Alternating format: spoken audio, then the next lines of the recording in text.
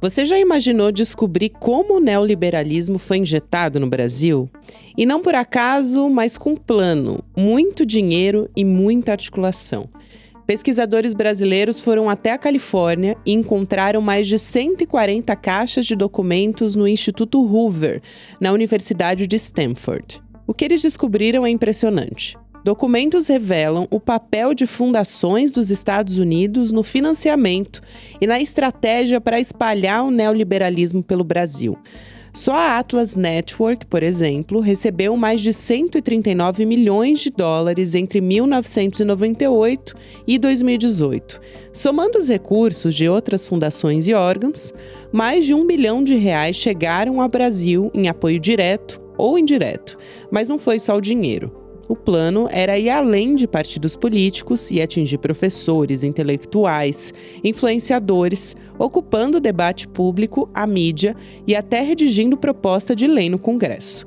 Um relatório do Fórum da Liberdade de 2010, encontrado nos arquivos de Stanford, mostra um passo a passo de como influenciar e tomar o poder. Institutos como Millennium, Livres e MBL foram financiados direta ou indiretamente nesse processo. Essa articulação passou por universidades, pela mídia, chegou ao parlamento e, mais tarde, ao próprio governo federal. Qual o risco disso tudo para a democracia no Brasil? Segunda-feira, 4 de agosto de 2025.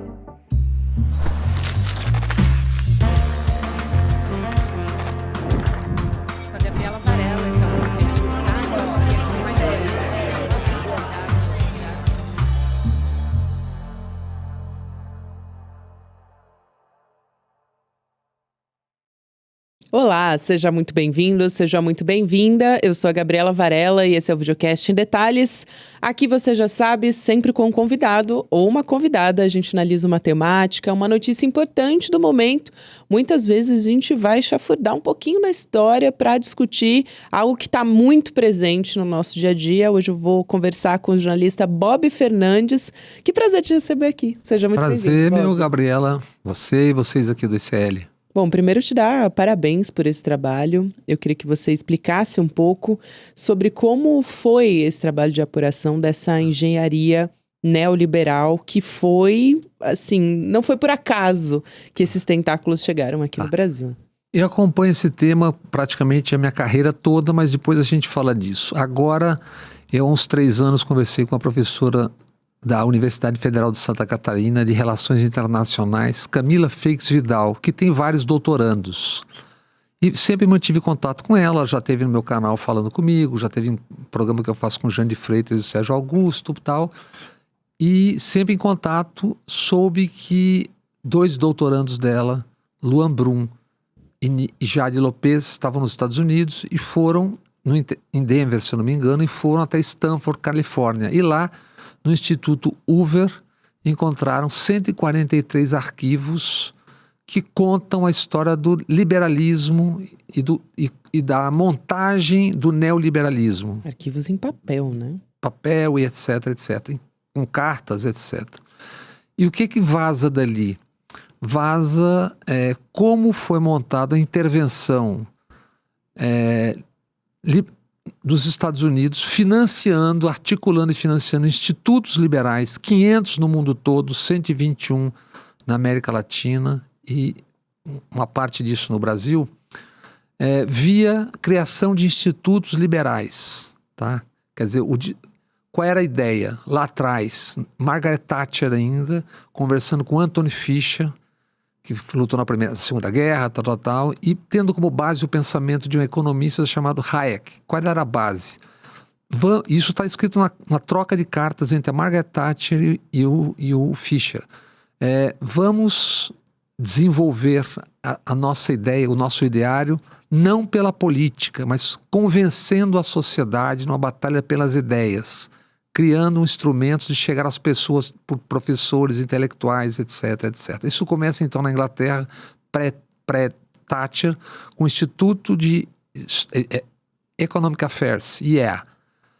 O Fisher se torna milionário com a indústria de frango, muda para os Estados Unidos e mora no mesmo condomínio do Milton Friedman, importantíssimo economista, liberal, tal. E eles criam, estou resumindo a história, é criado em 82 o Atlas Network, que é esse instituto que hoje, entre muitos outros, mas esse que hoje está em 500 institutos pelo mundo todo. E esses institutos, isso foi um trabalho de descoberta, de acompanhamento da pesquisadora doutora Camila Feix Vidal e depois de seus alunos, são financiados por braços diretos ou indiretos do governo americano. Por exemplo, o CIP, que é uma dessas organizações que diz que é não governamental, mas na verdade ela recebe dinheiro do Estado norte-americano, dos Estados Unidos, e aí encaminha CIP, NED, Atlas Network, Lilly Endowment, são dezenas, e aí entram também doações filantrópicas. Quer dizer, direta ou indiretamente? É, direta. Por exemplo, o que é diretamente? A USAID, isso está isso é no primeiro capítulo. No segundo capítulo, a professora Camila conta. A USAID, só no ano de 2023, agora não me lembro exatamente, tinha um programa de 130 milhões de dólares na Amazônia, atuando em 48 milhões de hectares, treinando 13.600 pessoas, sendo que a metade deles indígenas e quilombolas, ou seja, treinando é pagando. E junto a isso, tanto no Atlas Network quanto nesse episódio na Amazônia, tem também Pfizer, Coca-Cola, Philips Morris, Exxon, todos os interessados. Todos os gigantes interessados. Então, o que é isso? É a proliferação de um discurso que parece que nasceu da árvore. E como é que isso é feito, Gabriela? Isso é feito assim. Você deve se lembrar que nos últimos 15 anos, por exemplo, a demonização dos sindicatos, o símbolo mortadela.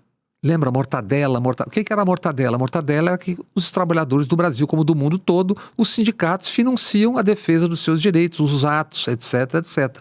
Isso foi sendo demonizado no Brasil. Isso precede a destruição de boa parte das leis trabalhistas. Só que, enquanto isso, eles construíam, via os seus institutos liberais, uma poderosa força de financiamento e articulação. Entende? E como se, por acaso, a Fiesp não fosse um sindicato só que de patrões. A Confederação Nacional das Indústrias é um sindicato de patrões, e assim todas as federações estaduais patronais, enquanto iam destruindo e demonizando o financiamento justo. O que eu acho que todo mundo tem direito, qualquer setor da sociedade, de defender os seus interesses, desde que fique claro que aquele cidadão que está na televisão falando, na CNN, ou seja, na Band, ou onde é que quer que seja, que ele é de um instituto, ele presidiu um instituto, e que tem depoimentos desses cidadãos que estão falando, a época da derrubada da Dilma, dizendo, nós fizemos um gol, nós derrubamos a Dilma. E a Atlas Network saúda isso em documentos. Depois eles começaram a esconder os documentos, depois que a gente começou a tocar nesse assunto há 3 meses atrás, há 3 anos. Eles saúdam a presença deles no Brasil. Esses institutos, Millennium, Mises, liberais, todos esses MBL no início, elegeram parlamento em Direito a Brasil, Ricardo Salles, do Passar a Boiada, do contrabando Só para você ter uma ideia, a Lei de Liberdade Econômica foi escrita por 14 integrantes de institutos liberais, foi aprovada em 2019. 16 integrantes de 13 institutos estiveram no governo Bolsonaro, a partir do Paulo Guedes, que é um dos criadores do Instituto Millennium, um dos fundadores, e que teve em outros institutos também. Então é isso. Eles foram tomando o Estado enquanto diziam combater o Estado. E tomam o Estado para quê? Para vender a Eletrobras, para vender refinarias, para vender quase que em todos os estados do país a água e a luz, o sistema de... Então é o seguinte, olha a ironia, eles combatem o Estado, mas para combater o Estado eles tomam o Estado e vendem para quem? Para aquela meia dúzia que vai ganhar os dividendos milionários da Petrobras. Isso, em resumo, é essa ópera chamada neoliberal. Muito bom esse resumo que você traz, Bob. E é como também desestabilizaram essas democracias também, no fim das contas, né? Agora, me chamou muito a atenção, porque o neoliberalismo, ele surge, né, com essa premissa de batalha pelo campo das ideias. Aí a gente tem a extrema-direita hoje se apoderando, algumas, né? Se apoderando também, em alguns casos, dessa agenda neoliberal.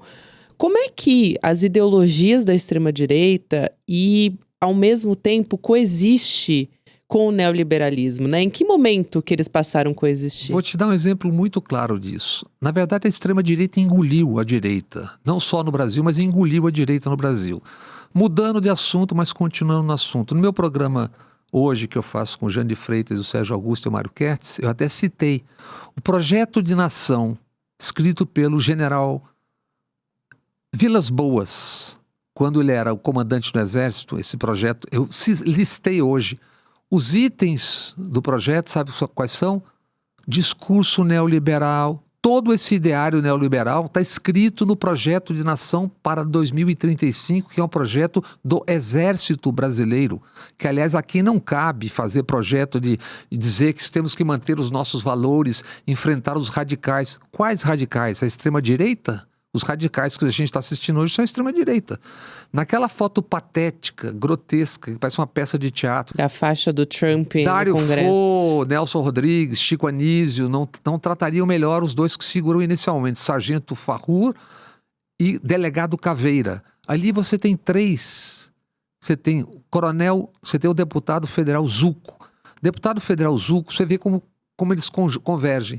Ele foi lançado candidato a deputado estadual em 2018, hoje a federal, pelo então general Nativa Mourão, que naquele dia falou em montar uma frente parlamentar de militares, maio de 2018. O outro que aparece, coronel exército Crisóstomo, ele chama para um golpe. E o outro é o general Girão. Esses três caras estão na foto. Então, o Exército Brasileiro, com sua representação no parlamento, ou representantes do Exército no parlamento, que eles não deixam de ser, porque não estão na ativa, eles defendem radicalmente essa agenda liberal, neoliberal, e pior, eles estão ali defendendo um ataque do presidente dos Estados Unidos e dos Estados Unidos ao país. Aquelas pessoas que estão naquela foto, aquela foto ali é histórica. A foto não, é uma imagem, mas se você segura aquela foto é uma foto para a história, tanto quanto uma que tinha na época do Eduardo Cunha, que estão todos em torno dele, assim, como se fosse um Inhu, que estava aqui em Cataguiri, é isso. Aquela foto é histórica. Então, não é... Isso invadiu a sociedade de formas várias. Por isso que eles chamam de batalha pelas ideias. Perfeito. E eu também penso muito no tarifaço dos 50% do Donald Trump quando a gente pega a questão da interferência dos Estados Unidos no Brasil. Como você disse, não é uma coisa nova, né, Bob? Mas se você materializar essa interferência que você conta toda nessa série documental, vendo uma espécie de extorsão, né? Porque não tem outra palavra, isso é extorsão para conseguir o que Donald Trump quer. Chantagem, exatamente. É uma imposição, então isso tudo se conecta. Acho que é o exemplo perfeito e recente que a gente tem. Tudo se conecta. Lembrando que essa chantagem que esses cidadãos foram defender ali é precedida por duas falas que eu não sei como é que é possível que em algum momento se dê em cadeia. Eduardo Bolsonaro, que um dia prometeu fechar o Supremo com um soldado e com o cabo, ele pregou pedindo ao Donald Trump, aos Estados Unidos, que mande um porta-aviões para o Lago Paranoá. Como é que um porta-aviões, que é um navio, chega no lago? Talvez venha via Mar de Espanha, que é uma cidade que tem em Minas, né? E o outro filho, Bolsonaro, Flávio 01, senador, sugeriu 2 bombas atômicas. Então... Mas isso não é novo. A gente está falando isso agora, que são variadíssimas formas de intervenção. Por exemplo, entre 99 e 2004, eu escrevi à época na Carta Capital 82 páginas, 8 capas de reportagem, contando como é que dentro do Brasil e dentro da Polícia Federal, CIA, DEA e FBI atuavam. Para você ter uma ideia, a área mais sensível da Polícia Federal foi construída com verba do departamento, leia-se, os 20 primeiros carros vieram da CIA do Paraguai, foi $500 milhão, uma doação para construir essa área e para trabalhar nessa área, que acho que hoje isso acabou quando o Márcio Tomás Bastos e o Paulo Lacerda, delegado, cortaram isso. Mas eles atuavam dentro da Polícia Federal. A pessoa, o delegado ou o agente que fosse trabalhar na Polícia Federal, na área mais sensível, escuta, tal, tinha que ir a Washington, não a Langley, que é a sede da CIA, se submeter a um teste de detector de mentiras e perguntavam se ele era homossexual e se ele era corrupto ou não. A gente deu os nomes de alguns deles para trabalhar dentro da Polícia Federal. Então e tinha bases, a operação conjunta, tinha bases da Polícia Federal no Brasil que tinha regime de informação compartilhada. Isso tudo foi contado com nome, endereço, jamais desmentido. Publicamos a lista de quem eram os chefes do serviço no Brasil. Então isso já foi muito mais escancarado nos anos 90 até 2002, quando Márcio Thomas Bastos. Então as formas de intervenção mudam, mas elas continuam e são muitas. Outro exemplo, todo ano está acontecendo no Brasil, e um ano lá, um ano cá, tropas conjuntas dos Estados Unidos treinando dentro do território brasileiro. Agora, entre 1º e 4 de novembro, vai ter, chama-se COR, o nome dessa operação. Vai ter em Petrolina e Lagoa Grande, em Pernambuco, está marcado. Com esse contexto atual, marcado um exercício conjunto de tropas dos Estados Unidos dentro do Brasil. Já fizeram no norte do país, no Pará, já fizeram aqui no Vale do Paraíba, Resende, que é a base da AMAN, onde tem os batalhões de caçadores e treinamento aqui no Vale do Paraíba. Então você imagina como isso está muito mais presente do que as pessoas supõem. Muito mais. As pessoas acham que o movimento que levou ao golpe da presidente Dilma foi um movimento orgânico. E aqui fica muito claro que foi tudo arquitetado.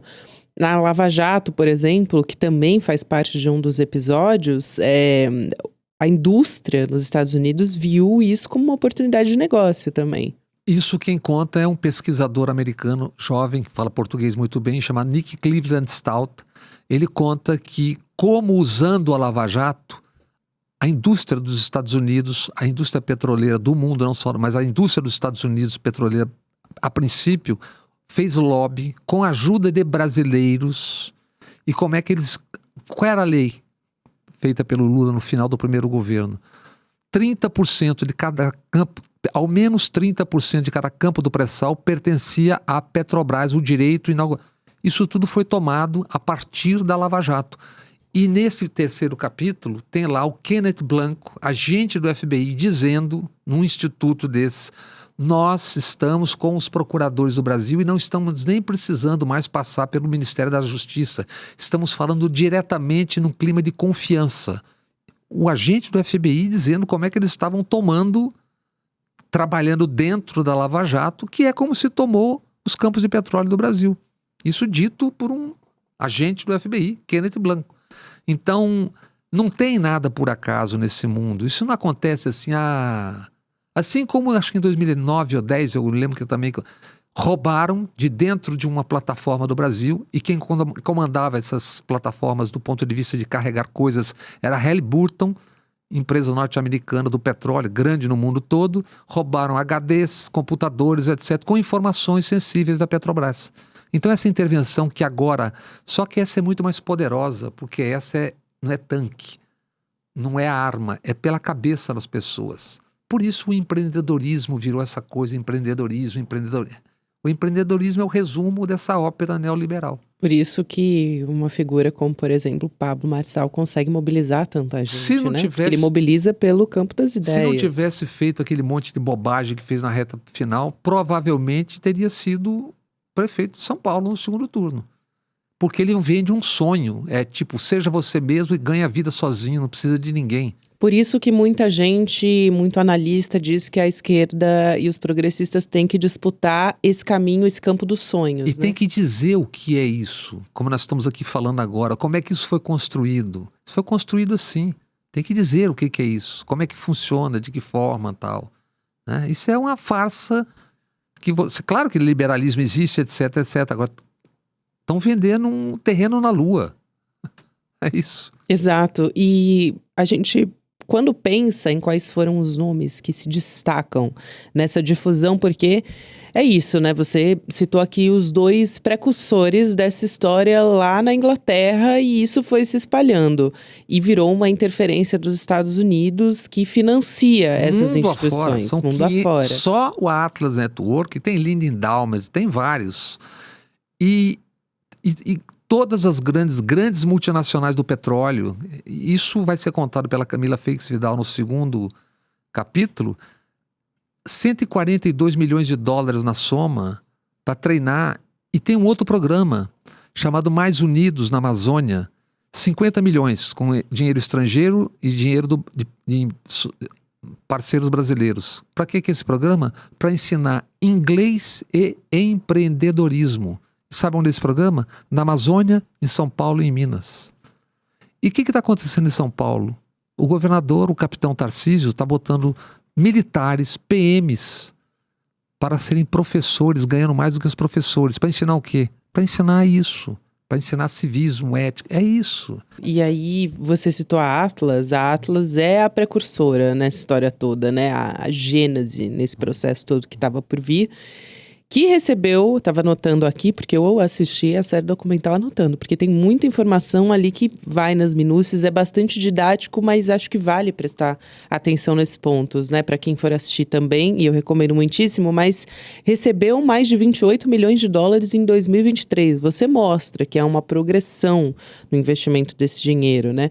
E como você já disse, recebeu do governo dos Estados Unidos, direta ou indiretamente. Governo dos Estados Unidos e também entidades privadas, mas só esse dinheiro que entrou via Atlas entre 98 e 2018, a última contagem, inclusive quando essa professora e o pessoal começou a trabalhar, eles começaram a esconder dados e informações da Atlas Network. Só entre 98 e 2018 foram em reais 1 bilhão e 600 milhões de reais. Só na Amazônia, a USAID, são 140 e poucos milhões de dólares. Isso significa vezes 5,5 ou 6, quanto é que dá? Isso um ano. Então é muito dinheiro. Esqueci, tem a série Notas, que eram feitas nos anos 90, que era com dólar pagando, não era uma grande fortuna, mas dólar pagava 3 pessoas para redigir sugestões de legislação para parlamentares brasileiros e tinha um grande alcance com 38% do parlamento. Então as formas de intervenção sutis, que coisa legal, eles estão ajudando. É claro que é legal ensinar inglês, mas quem está ensinando inglês com que objetivo? Exatamente. Quando a gente olha para essas instituições, você citou aqui algumas, eu queria ressaltar também alguns nomes, porque essa difusão de ideias, elas foram, assim, disseminadas por meio de pessoas em N campos, né? Na mídia, enfim, empresários com grandes negócios, mas quem são essas pessoas? Eu penso no Brasil, acho que essa figura principal é o Paulo Guedes, mas... Sim, certamente uma delas. Paulo Guedes, Eduardo Salles, Ricardo Salles, mas não só. Lembremos, matéria da Denise Godoy na Piauí há 2 anos. 79% de tudo que as pessoas no Brasil leem sobre economia e finanças está literalmente nas mãos dos bancos. BTG Pactual e tal. Eles são os donos do noticiário. Exato. Por isso que eu sempre... Dono dessas empresas de jornalismo, isso. Supostamente jornalismo, né? Eles fazem a cabeça das pessoas, que eles são os donos. Por isso que quando eu falo do mercado, eu falo essa entidade chamada o mercado, que nos assombra todo dia nos noticiários. Porque o mercado... Quem é o mercado? Os donos são os bancos. Eles constroem a percepção que as pessoas têm do que deve ser e o que não deve ser a economia. Então, isso se espalhou de uma forma muito grande, por muitos braços. Por muitos braços, e a gente vê que isso, atrelado à extrema-direita e a esse projeto de extrema-direita, porque a gente tem, por exemplo, Eduardo Bolsonaro entrando nessa história já lá no passado, até quando o Jair Bolsonaro vira presidente, ele se tornou a figura principal na família para realmente mobilizar no exterior, viajando, fazendo viagens muitas vezes inexplicáveis, né, Bob? Quando a gente vê que ele articulou aqui com um dos articuladores da campanha do próprio Javier Milei, enfim... tem toda a extrema-direita global nesse mesmo projeto que está o Eduardo Bolsonaro, que agora está desestabilizando junto ao governo Donald Trump. Isso que se diz uma coisa importante. O documento inicial, em inglês, da Atlas Network, o primeiro que eles captam, é de 2010, no Fórum pela Liberdade, que já está na 28ª edição. Que é no Rio Grande do Sul. Do Rio Grande do Sul, Instituto de Estudos Econômicos. Ali tem um decálogo. Procurem a Globo para fazer depois do seminário. Levem às televisões, às emissoras, os defensores do nosso ideário. Ataquem o terceiro plano de direitos humanos do governo Lula, em inglês. Ali você tem isso 3 anos antes das ruas de junho de 2013. Só para lembrar que isso está tudo no canal Bob Fernandes no YouTube, isso que a gente está falando aqui. Exatamente. Tá? Bem observado, São 3 Bob, porque capítulos. no final eu ia te lembrar de dar essa São 3 capítulos. informação. São 3 capítulos, é isso. E tem o Instituto Conservador Liberal do Eduardo Bolsonaro, lá ele dá cursos, né, de como espalhar esse pensamento, uma parte ali catapultada pelo Steve Bannon, enfim, pelo Olavo de Carvalho, por esses pensadores ali da extrema-direita, né, e que, juntando com o pensamento neoliberal, dá nisso tudo que a gente está discutindo aqui. Isso. Até quando mantinha no ar o Atlas Network, quando a professora Camila e o pessoal começou a investigar e publicar, eram 16 institutos mais conhecidos. Hoje já não se sabe quantos são. Esse é o panorama inicial das coisas do Brasil. Além de conhecer, que eu acho que é o mais importante do seu trabalho e fundamental, quero te dar parabéns, assim, pelo... Também por você conseguir pegar uma pesquisa que é tão aprofundada, né, que esses pesquisadores fizeram, que é a Jade Lopes, o Luan Brum, enfim, os demais que você citou aqui, a Camila também. Mas como é que a gente pode pensar numa contracorrente a tudo isso? Eu acho que primeiro, se as pessoas prestarem atenção no que foi feito e descobrir como é que se constrói isso. Vocês aqui, por exemplo, vocês estão fazendo um trabalho, vocês têm cursos, etc., dezenas de cursos. Aquilo ali é construção de linguagem, construção de conhecimento. O que eles fizeram foi espalhar as ideias que eles acreditam. A princípio, sem problemas, desde que o distinto público saiba do que se trata. Que aquilo ali está sendo feito de que forma, para que forma, de que forma. E não acredite que isso é uma coisa benéfica que caiu do céu. Sem contar, a gente não está nem embutindo as fake news aqui na nossa conversa. Aí é um outro departamento, que é... Isso tudo é um jogo que joga junto com as chamadas Big Techs, que impõem ao jornalismo, deixa o jornalismo de joelhos, porque impõe uma velocidade a tudo, que o morto de manhã já não serve à tarde se não der audiência, o escândalo de hoje, se à tarde não tiver já... E obriga todo mundo a ficar brincando de fazer cortes para poder ganhar audiência fácil. Que esse é o jogo, né? Isso é a imposição dessa mecânica das Big Techs. Isso emburrece as pessoas, né? As pessoas, nem o jornalismo que está fazendo consegue manter a capacidade de refletir e de continuar fazendo, porque caiu audiência, entende? Então isso é a forma e o conteúdo, não é só a forma e nem só o conteúdo, é a forma e o conteúdo. Por isso que é tão importante o que vocês fazem, o que nós fazemos, entende? Fundamental, Bob. Por favor, aqui, reforça o seu canal para que as pessoas possam assistir Canal Bob Fernandes, canal Bob Fernandes ou canal Bob Fernandes Oficial no YouTube. Tem nas redes todas, tal, mas os programas inteiros, sem nenhuma preocupação de ser ligeirinho, rapidinho, cortinho. Não é para isso. Não é para isso. Está tudo lá explicadinho, bonitinho, por quem fez. Excelente. No caso, os professores. 3 episódios. 3 episódios. Obrigada, Bob. Um prazer Obrigado te receber a você, aqui. Gabriela. Você é muito bem-vindo sempre. Tá bom. Prazer estar aqui com você e com vocês. Até mais. Até mais. A gente já te contou o que é o ICL Eterno, mas eu vou reforçar com você que para fazer parte dessa comunidade ICL, ter acesso a todas as nossas novidades e as que já existem também na nossa plataforma, é por tempo limitado. Então, eu até anotei aqui uma cola, porque é muita coisa, tá, gente? Então, você se prepara, essa lista é grande, você vai ter acesso como membro ICL Eterno à plataforma do ICL, ao empreendedor mestre, ao investidor investidor mestre e também ao PEX, que é a nossa formação esportiva aqui do ICL.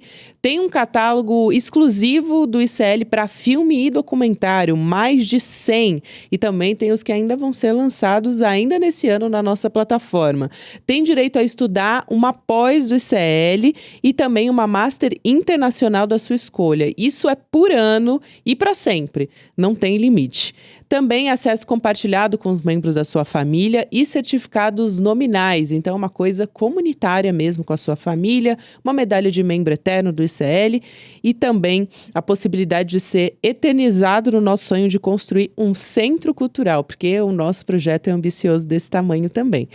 Agora tem o Mercado Investimentos, na sequência o Rolê ICL, e você pode ouvir em detalhes em qualquer momento do seu dia pelas plataformas de áudio. Amanhã a gente está de volta. Tchau, tchau. Para celebrar o sucesso da nossa campanha Somos 99% e concluir essa série de encontros do ICL Eterno, a gente vai lançar no dia 5 de agosto o documentário Quanto Custam os Ricos no Brasil. E aí vocês vão entender de uma maneira super fácil e até divertida, porque está muito bem feito o documentário, essa história de que o rico paga menos imposto, o pobre paga mais imposto, de onde o dinheiro sai, para onde o dinheiro vai, quais são as injustiças nessa história e por que são injustiças, tudo isso, dia 5 de agosto às 8 horas da noite, tá bom? Um abração e até 5 de agosto. Você sabia que todos os nossos programas estão no Spotify? A notícia não pode parar e agora você pode acompanhar todos os nossos programas onde e quando quiser. Siga nossos canais no Spotify e tenha acesso ao Chico Pinheiro Entrevista, Desperta ICL, Rolê e muito mais. ICL no Spotify. Informação que te acompanha.